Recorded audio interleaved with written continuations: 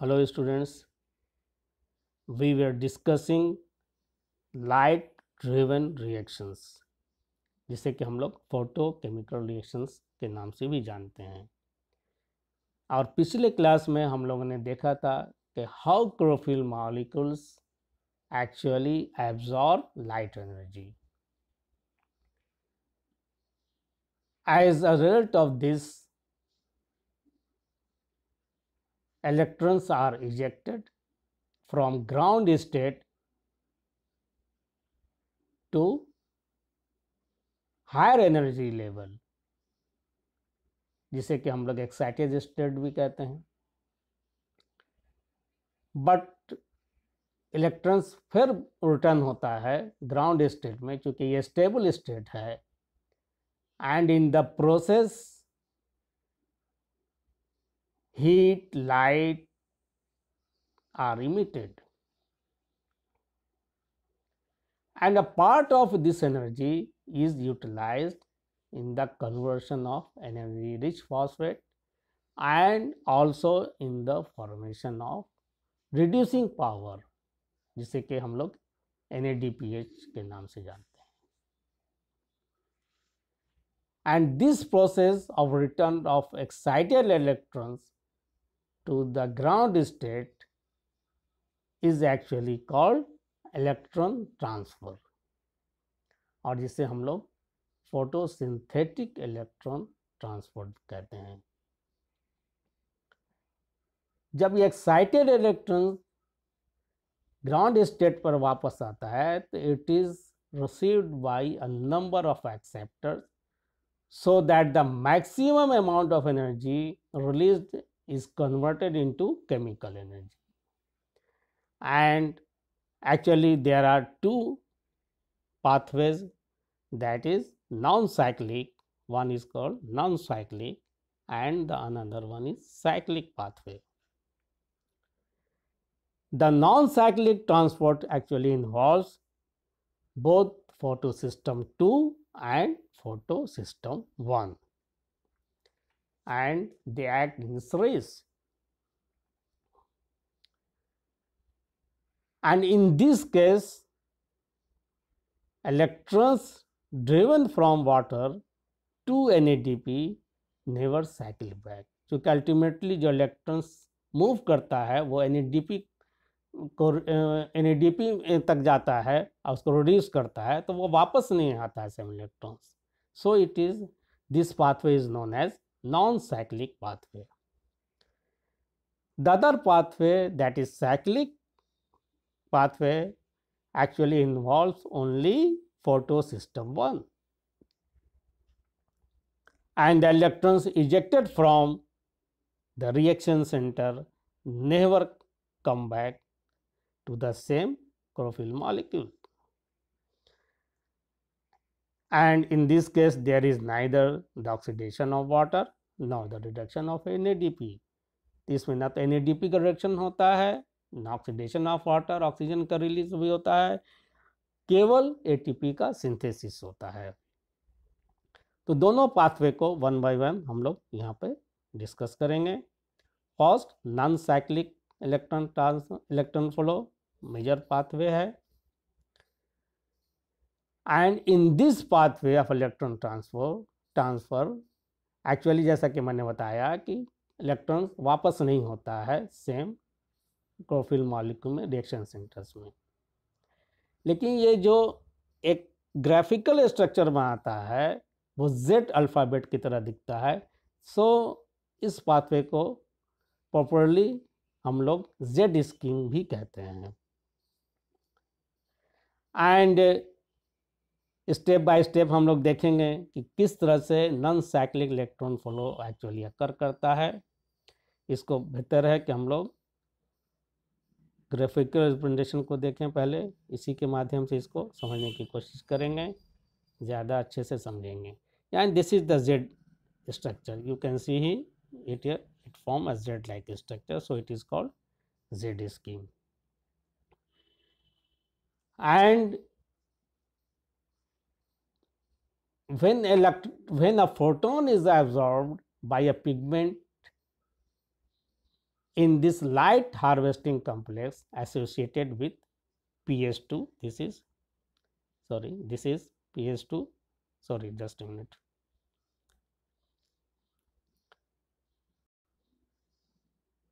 जब कोई light absorb होता है, फोटोन ऑफ लाइट जब एब्जॉर्प्शन इसका होता है from at this reaction centre,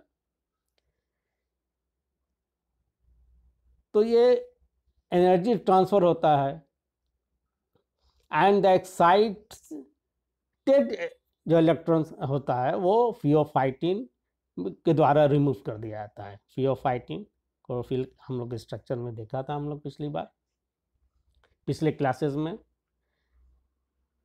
pheophytin के द्वारा यह रिमूव किया जाता है and in the excited state of chlorophyll molecule an electron acquire a large amount of energy, and इसे हम लोग हॉट इलेक्ट्रॉन्स के नाम से भी जानते हैं।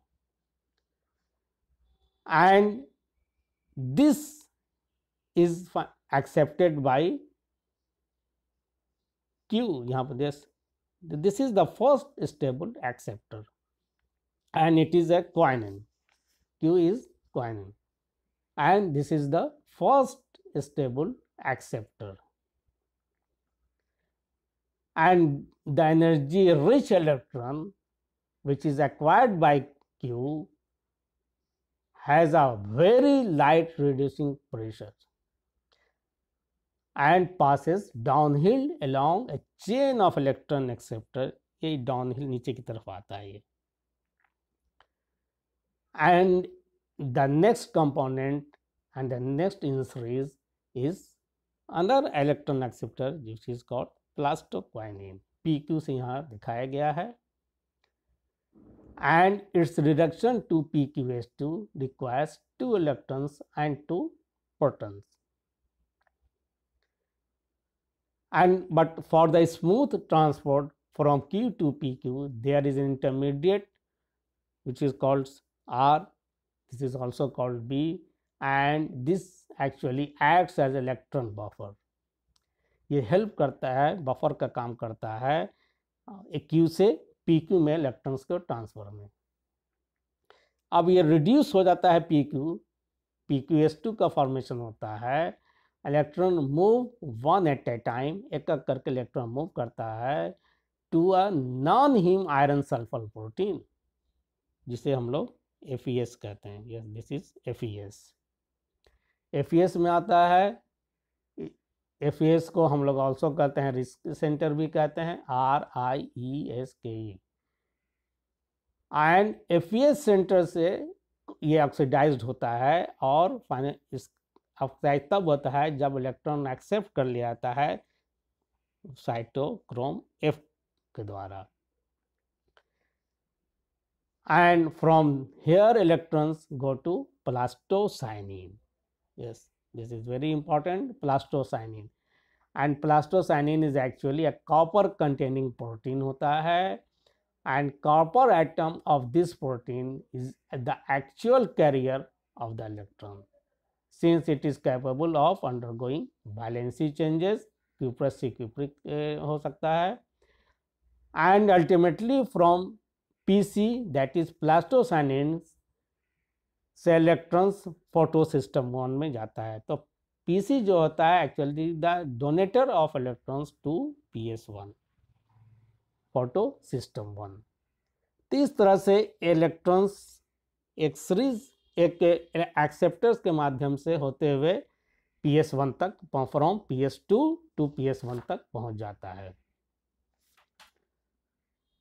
अब ये इलेक्ट्रॉन्स जब PS1 में पहुंच जाता है, PS1 एक्चुअली वो भी लाइट एनर्जी को एब्जॉर्ब करता है and it is activated when the absorption of red light, higher wavelength light को एब्जॉर्ब करता है तो ये एक्टिवेट हो जाता है and the absorption of photon of light promotes this pigment to an excited state. फिर ये भी एक्साइटेड स्टेट में चला आता है एंड अल्टीमेटली जब एक्साइटेड स्टेट में आता है तो ये भी इलेक्ट्रॉन लूज करता है, एंड जब इलेक्ट्रॉन लूज करता है देन ये एक्सेप्ट करता है इलेक्ट्रॉन्स को फ्रॉम प्लास्टोसाइनिन PC से। तो इलेक्ट्रॉन जब तक होल क्रिएट नहीं होता है, यहाँ पर इलेक्ट्रॉन जब तक इजेक्ट नहीं होता है लाइट अब्जॉर्प्शन से तब तक इलेक्ट्रॉन नहीं रिसीव कर सकता है। तो इलेक्ट्रॉन जैसे ही इलेक्ट्रॉन इजेक्ट होता है तो यहाँ पर भी एक क्रिएट हो जाता है, होल क्रिएट हो जाता है और वो इलेक्ट्रॉन को एक्सेप्ट करता है फ्रॉम पी सी प्लास्टोसाइनिन। तो ये एक्सेप्ट करता है एक्चुअली इलेक्ट्रॉन फ्रॉम PS2 जो कि फाइनली PC से होते हुए PS1 में आता है। And the reducing site of PS1 is rich in FeS protein, that is iron sulfur protein. Yes, iron sulphur protein से ये रिच होता है, आयरन सल्फर प्रोटीन इसमें होता है। The electron acceptor like X, A and B are all bound to this centre, जिसे हम लोग कहते हैं FeS सेंटर से बॉन्ड होता है। And this electron then pass via ferredoxin reducing substance, that is FRS, यहाँ पर ferredoxin reducing substance FRS, to soluble iron sulfur protein, जिसे कि ferredoxin हम लोग कहते हैं। ferredoxin में फाइनली इलेक्ट्रॉन आता है and from ferredoxin the electron is finally accepted by NADP and NADP is reduced to NADPH, and this reaction actually takes place in stroma। हम लोग देखेंगे इसको आगे फिगर के माध्यम से। and it is catalyzed by ferredoxin NADP reductase enzyme। अब हम लोग एक चीज और देखें, जब इलेक्ट्रॉन फ्लो होता है PS2 से यहाँ से PS2 से PS1 में जब इलेक्ट्रॉन जाता है तो PS2 में भी इलेक्ट्रॉन होल क्रिएट हो जाता है। क्योंकि इलेक्ट्रॉन वापस नहीं आता है इस इलेक्ट्रॉन होल क्रिएट होता है। And this hole is actually filled up by electrons from water. Yes, यहाँ पर देखिए इलेक्ट्रॉन वाटर से ये इलेक्ट्रॉन होल जो क्रिएट होता है वो इलेक्ट्रॉन फोटोलिसिस ऑफ वाटर होता है, इलेक्ट्रॉन का रिलीज होता है, इलेक्ट्रॉन PS2 में जाता है क्योंकि इलेक्ट्रॉन्स होल क्रिएट हो जाता है with the ejection of electrons, और वो सेम इलेक्ट्रॉन्स यहाँ पे वापस नहीं आता है, इसलिए इसको हम non cyclic pathway of electron flow कहते हैं। And it is held by MN item, यहाँ पर देखिए MN प्रोटीन कम्प्लेक्स होता है यहाँ पर। And it is a complex process जिसको कि कभी डिस्कस हम लोग करेंगे कि किस तरह से ये होता है ये क्रिया होती है, लेकिन यहाँ पर इसकी आवश्यकता नहीं है, केवल फ्लो हम लोग डिस्कस कर रहे हैं। तो इलेक्ट्रॉन्स जो होल क्रिएट होता है it is actually filled up by the oxidation of water, जिसे कि हम लोग फोटोलिसिस ऑफ वाटर भी कहते हैं। And this oxidation actually takes place in 4 steps because 4 light quanta must be absorbed by PS2 before water is oxidized। इस reaction को हम लोग एक बार देख लें sir. Yes, this is the reaction, you can see it here। 4 quanta of light दिखाया गया यहाँ पर, और इस तरह से PS2 इलेक्ट्रॉन एक्सेप्ट करता है, ऑक्सीजन का रिलीज होता है एंड इलेक्ट्रॉन फ्लो करके फाइनली NADP में पहुंचता है, NADP को रिड्यूस करता है। सेकंड रिएक्शन को आप देखिए यहाँ पर, सेकंड रिएक्शन में यही चीज़ दिखाया गया है, NADP को रिड्यूस करता है, NADPH का फॉर्मेशन होता है। And the total requirement for this entire event will be 8 quanta because for each photosystem। इसे हम लोग जो पिछली बार हमने बताया कि इसको फिगर के माध्यम से भी देखेंगे कि किस तरह से इलेक्ट्रॉन्स का फ्लो होता है। Yes, this is stroma part, just एक minute, this is stroma part, this is membrane, thylakoid membrane, thylakoid channel देखिए आप। इलेक्ट्रॉन्स का फ्लो इसको डिस्कस कर चुके हैं हम लोग, इस तरह से होता है। PQS2 प्रोटॉन किस तरह से थाइलाकोइड मेंबर्स के मेम्ब्रेन स्ट्रोमा से मूव करता है एंड फाइनली एफईएस से होते हुए साइटोक्रोम्स होते हैं, प्लास्टोसाइनिन देखिए यहाँ पे, प्लास्टोसाइनिन से होते हुए फाइनली इलेक्ट्रॉन्स आपके P700 से होते हुए फेराडॉक्सिन के द्वारा NADP में पहुंचता है and the reduction of NADP takes place in stroma, जिसे हमने पिछली अभी डिस्कस किया, बताया आपको। तो ये एक डायग्रामेटिक रिप्रेजेंटेशन है in the entire electron transport का from water to NADP, and it also shows the movement of protons from stroma to thylakoidal space. Yes, PQ का reduction in the form of PQS2 किस तरह से होता है। तो this is a diagrammatic representation of the entire process. Now the second pathway या second flow that is cyclic electron flow. तो जैसा कि मैंने बताया कि इसको भी फिगर के माध्यम से हम लोग देख लें, क्योंकि फिगर पहले ही फिगर में बनाया गया है। Just a minute, actually yes, this is the cyclic flow. Electrons जो इजेक्ट होता है ये वापस साइकिल बैक हो जाता है। तो this is the second mode of electron transport and इसमें जैसा मैंने शुरू ही बताया कि it involves neither the oxidation of water nor the reduction of NADP। यहाँ पर केवल एक्साइटेशन होता है इलेक्ट्रॉन्स का, in the process electrons is boosted to ferredoxin reducing substance में चला जाता है, जिस तरह से नॉन साइक्लिक में आता है। इलेक्ट्रॉन रिजेक्ट हुआ, इलेक्ट्रॉन यहाँ पर आपको रिसीव हुआ, क्योंकि NADP तक इलेक्ट्रॉन्स नहीं जाना है। ये इलेक्ट्रॉन्स आपके जस्ट मिनट, ये इलेक्ट्रॉन्स वापस आ जाता है through cytochrome B6। Cytochrome B6 electron hole, यहाँ पर इलेक्ट्रॉन जब इजेक्ट हुआ तो यहाँ पे भी इलेक्ट्रॉन होल क्रिएट हुआ, और लेकिन FRS से वापस ये इलेक्ट्रॉन्स साइटोक्रोम B6 से होते हुए then thereafter again it was cycle back to P700 through this pathway, वापस हो जाता है। So this pathway is known as cyclic pathway, a cyclic electron flow.